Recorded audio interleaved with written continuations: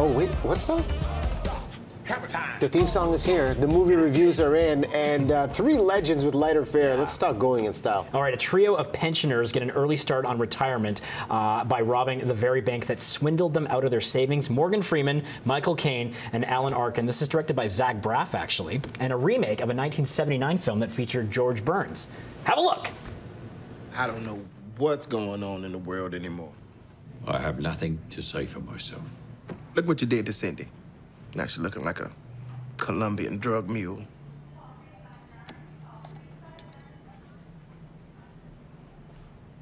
Never in all my years has anybody ever walked off with a whole pork loin.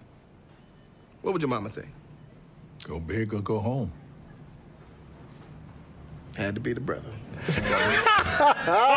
Oh, this scene too is gold. They're watching The Bachelor. That's worth the price of admission alone. What? Yes! Wow, okay, so new meets old with the comedy right there. You said Zach Braff's directing. Yeah. Does this story keep our attention? Some good punchlines right there, but is it going to keep our attention for the full hour and a half? You know, I went in with super low expectations, but I was delighted. It was very charming, surprisingly endearing, and even poignant as they're kind of grappling with their own mortality. And to see a trio of greats like this share screen time and have comedic dialogue, it's great. You're not going to get many opportunities to see Morgan Freeman, Michael Caine, and Alan Arkin together. Plus, you've got the great Anne Margaret, and you saw Kenan Thompson there. Matt Dillon's in the film, Christopher Lloyd, and John Ortiz, a great scene-stealing character actor. So it wasn't really necessary, but it's still very admirable, and it's got a brisk pace, so it always really moves along nicely, I found. I mean, obviously the jokes are stale and a little bit old in some sections, but I like that it went for more highbrow humor. It didn't succumb to those geriatric sort of like prostate or Viagra jokes that you see in a lot of these things. So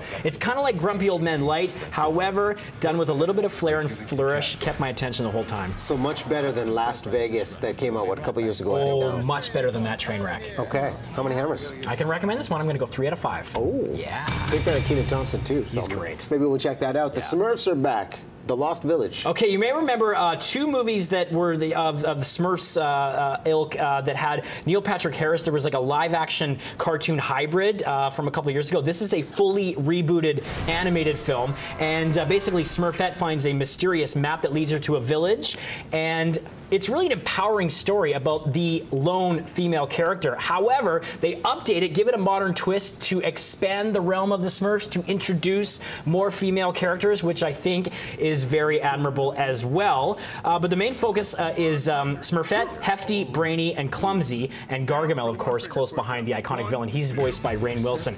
Again, I didn't know what to think when I went into it. However, I was delighted because it looks dazzling, it moves along really well, it never drags.